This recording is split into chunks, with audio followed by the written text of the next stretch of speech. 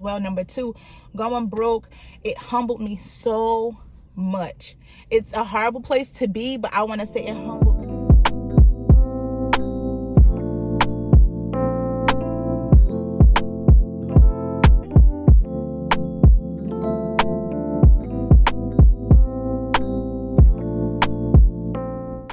Hey y'all, what's good? Welcome back to another episode of Topics and Tea with your girl. Now, if you are a new subscriber, make sure you like, comment, subscribe, share, tell a friend to tell a friend. If you're a returning subscriber, hey, how y'all doing?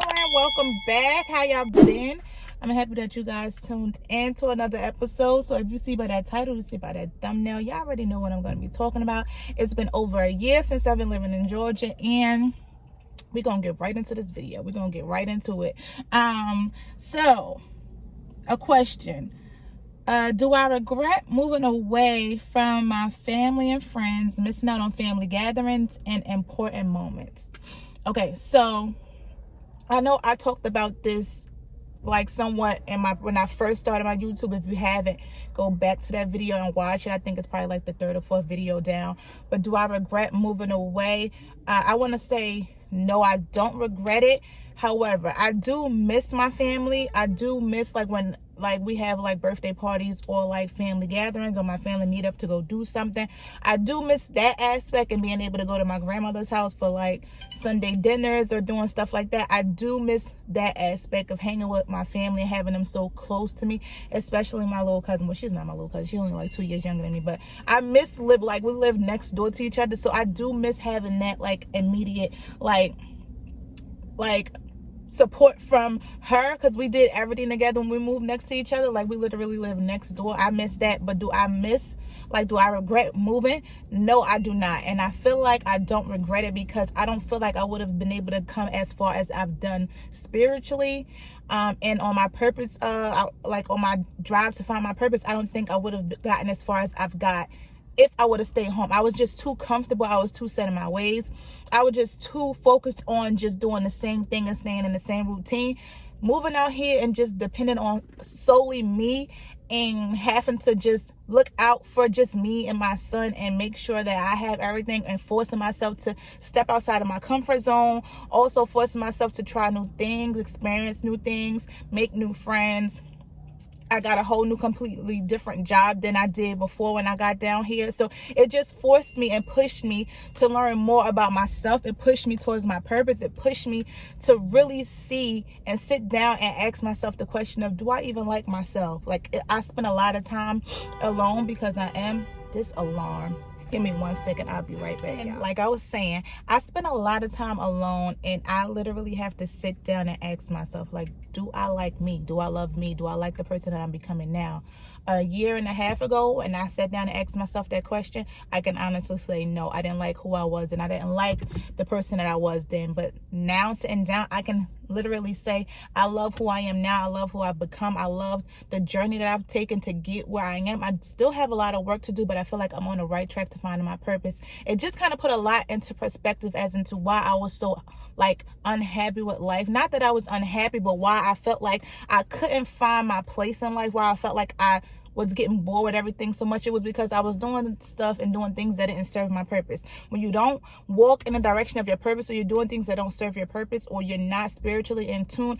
I know a lot of people, I know I talk about being spiritually in tune and spiritual journeys a lot, and it's because I feel like it's helped me 100%. I'm doing things now that feeds my spiritual journey, that allows me to stay connected to God on a daily, which I feel is important because I feel like I'm so strong in the person I am. I feel like my confidence you can tell that I'm super confident now. If you look back at my first video that I started and now, like, you can see a completely different person. I feel like my confidence level has like grew tremendously. I feel like I'm healing, like, in which it was really hard, and we're going to talk about that on another episode. But I feel like I was forced to literally sit in the mirror and deal with me. I was forced to literally sit down and write down the things that I didn't like about myself, and I was able to correct them. Although I'm still on this journey, I'm still working on things, I'm still striving to be the best person I can each day. It is It is a struggle. I want to say that each day it definitely is a struggle, but I feel like I am definitely on the right path. Everything that I'm doing now serves my purpose, so I feel like I'm heading in the right direction. I would jump from job to job back home. I would not be able to keep like a job. I would be able to keep it, but I would get bored after like a year. And I felt like why I'm not happy and content with these jobs that I'm having, like job after job. I'm not content with like these jobs, and I come down here and I had to sit in on this journey. I had to realize that it's because it's not serving my purpose. I'm not supposed to be doing it. That's not something I'm supposed to do. So I feel like that's one of the main reasons why I don't regret moving and literally having to just start all over and start from scratch. Y'all hear me say this also as well. Number 2, going broke, it humbled me so much. It's a horrible place to be, but I want to say it humbled me so much, because at that point of me going broke, I'm talking about $0 in the bank. I'm talking about I was on my way back to Jersey. Like, I'm talking about I didn't know where, like, I didn't know where I was gonna, like, how I was even gonna get back to Jersey, because I didn't have no money. Like, looking at my son in his face and crying, like my son has literally caught me crying in the morning because I was just tired of struggling, and I didn't know why I was struggling. But through the midst of the storm, I kept my faith and I kept praying and I kept asking God, like, if I'm supposed to be here, I need you to show up for me now, because if not, I'm gonna go back home. And I already said moving, when I moved, going back was not an option. So I felt like that even allowed me to literally sit down and say, okay, what am I not getting? What am I missing? What step am I missing?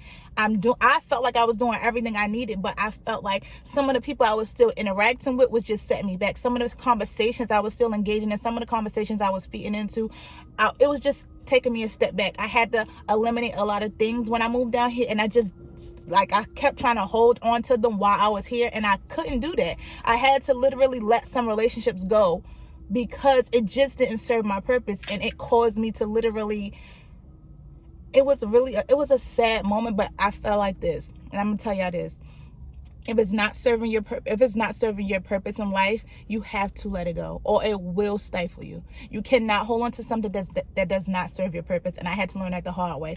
God allowed me to see, okay, I'm gonna keep allowing you to make these mistakes and keep falling on your behind, but I'm only gonna save you but so much. The last time I fell, and he kind of sat back and was like, I'm watching, but I keep telling you to do it my way, but you want to do it yours. So I'm gonna let you hand it. I'm gonna let you have it. I'm gonna take my hand off it, and I'm gonna let you work. And when it don't work for you, then you come back to me and I'll show you the right way. So I felt like that's what he was saying when I went broke. I told you I got you, but you have to literally put your faith in me. Not the people you having conversations with, not the people that you texting, not the people that's feeding your ego, not the people that's making you feel some type of way in that moment.